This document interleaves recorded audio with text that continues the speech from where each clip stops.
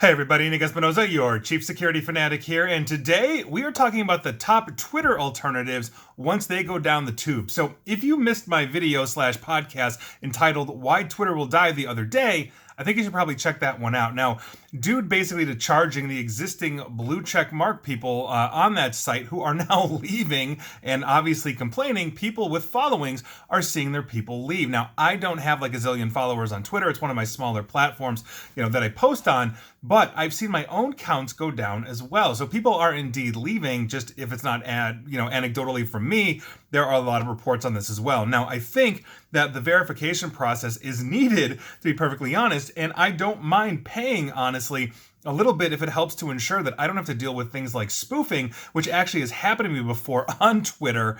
And basically, I think, though, that the way they handled this was entirely wrong. Now, it's just beyond stupid, so it's going to take some time, but I think Twitter will eventually be a ghost town with only the extremists left shouting at each other. And so there you go. Go watch my other video slash podcast from the other day to understand why I believe that, because I made that very clear. But that's not what we're talking about today. With that, we're going to talk about the top Twitter places that you can move to for kind of that Twitter feel.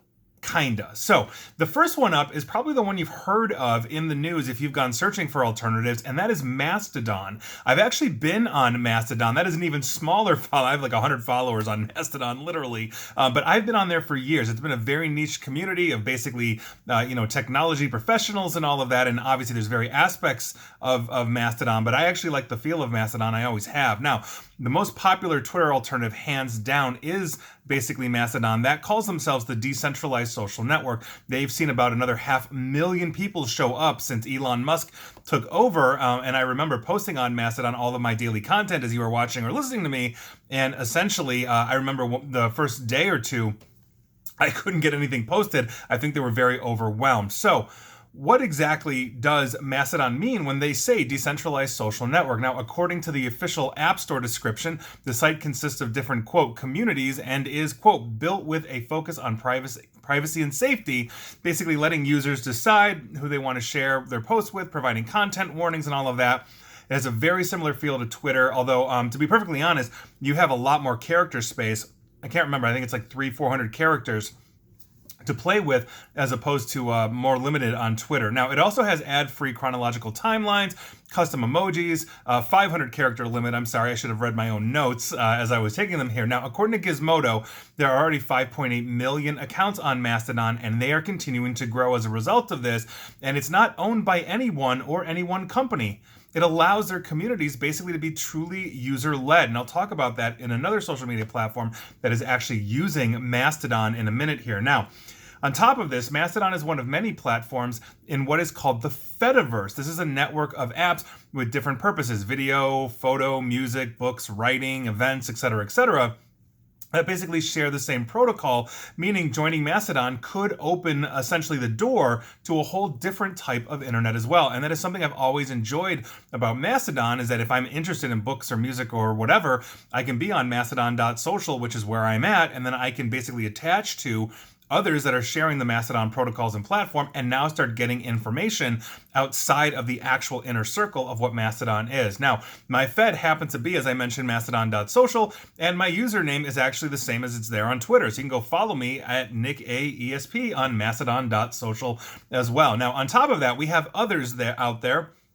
Most of these I've not used or seen. One of them is that is getting a lot of waves right now, again, because Twitter's going down in flames, is Tribal Social. That's TRIBEL Social. Now, they proclaim themselves to be the, quote, social media done right platform with an emphasis on safeguarding, quote, morality, truth, and we the people, according to their App Store description. Now, developed by Wikipedia, Tribal prides itself on its newsfeed customizations. If you're looking basically to avoid things like doom scrolling spirals and all of that, Tribal basically is looking to lock that down, and it looks like they've been successful with that. Now, users are also able to select a target audience for posts to maximize engagement, find topic experts quickly, and get the opportunity to become a quote-unquote star contributor based on the quality of posts and number of likes. Plus, it claims to be, quote-unquote, bigotry-free, and that's according to basically the app's Instagram account, another social media platform that we're not going to be talking about because it doesn't have that Twitter feel. On top of that, There is another platform that you can check out called Counter Social. This is founded by Jay Bauer, and it brands itself as the next-gen social network with no trolls, abuse, ads, fake news, or foreign influence operations, according to its App Store description. Now, true to its name, Counter Social claims to be the first social media platform to, and I quote, take a zero-tolerance stance to hostile nations, bot accounts, trolls, and disinformation networks, end quote. Also, this site promises not to mine or sell any user data. So if Counter Social lives up to that, that would be nice. The bots are absolutely insane, not to mention the whole spoofing thing. And so if Twitter goes out, Mastodon and Counter Social may be good places to go. On top of that, there's another platform out there called Co-Host. Now, Co-Host does not yet, interestingly enough, have an app, but it is an interesting, basically change of pace because it's a desktop-only website. If you're trying to disconnect from social media as you are moving around your day on your phone, this may be for you. Now, this is an interface that seems to be a cross between Tumblr and Twitter, and the platform wants to serve users first and plans to do so by not having algorithms or ads, meaning they are not going to start prioritizing these kinds of things for advertisement, which is essentially how Twitter makes money, same with Facebook, etc. Now, Co-Host believes that the value of social media should be in the quality of the posts and not, quote, designed around a vicious feedback loop that keeps users engaged at the expense of their mental health, all in order to make their executives more money, end quote. That is according to their website. So we'll see if they live up to that name if they get super popular, but Co-Host is another core option. Those are the four big ones right now that I'm hearing a lot of buzz about as I do my research, but there are also niche sites and platforms catering to specific populations. So basically, for example, if you're on the right side of the political spectrum, Truth Social and Parler might be basically the platform for you. Now, interestingly enough, Truth Social is using the open source Mastodon platform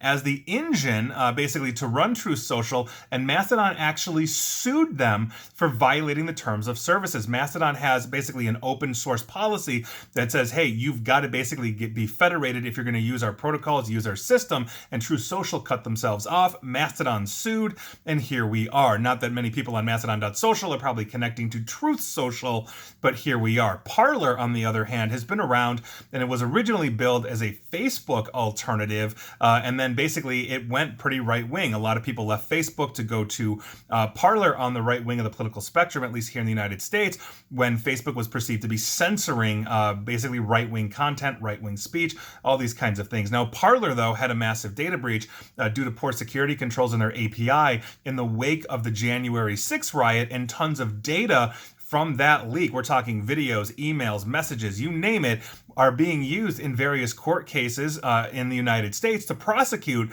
basically the people that were involved in the riot and breaking into the Capitol as well. So heads up to you, but Parler is still there. Interestingly enough, Kanye West of craziness fame in the last year or so, who basically went from billionaire to millionaire and possibly hundredaire in the next year, was looking at purchasing Parler, but we'll see if that happens. On top of that, there's another platform out there called Ello. This is ELLO, which was once touted and it was making waves as a potential Facebook killer, but obviously that didn't happen. But from what I understand, there is now a burgeoning artist sharing community on Ello, so that's pretty cool. So if you're into that kind of thing, Ello may be the place to go. I remember having an account on there back in the day. Could still be there. I haven't logged in years at this point, since before the pandemic. On top of that, TikTok, interestingly enough, and I am not recommending TikTok, so do not misunderstand me here, but TikTok has an up-and-coming competitor called Triller. That's Triller. They do basically the same thing as TikTok. They've had something like 250 million videos or shares or whatnot since their inception, which is a drop in the bucket compared to TikTok, but they are up and coming, and hopefully they're not based in China. So I may be recommending Triller if you want that TikTok feel, and there you go. Now, on top of that, Ubos is another social networking platform that has basically the goal of reinventing online friendships by creating a safe environment for everyone online. I'm not sure where they're based. I think they're US based, and there you go. So those are all the alternatives, whether they're niche or the big ones that everybody can share and enjoy and hopefully just be cool with each other when Twitter finally goes down in flames. Now, we will see how long that's going to take, but of course, for the record, we can all go back to using MySpace. It's still there. It's still running. You remember those simpler times? Pepperidge Farms does. And that is your news of the day. And please like, share, follow me here on Facebook, Twitter, and Mastodon at NickAESP. And please feel free to subscribe to me at YouTube as well. And as always, stay safe, stay online, and please attempt to stay social. Well, yes, stay social, but also please attempt to stay private. Take care.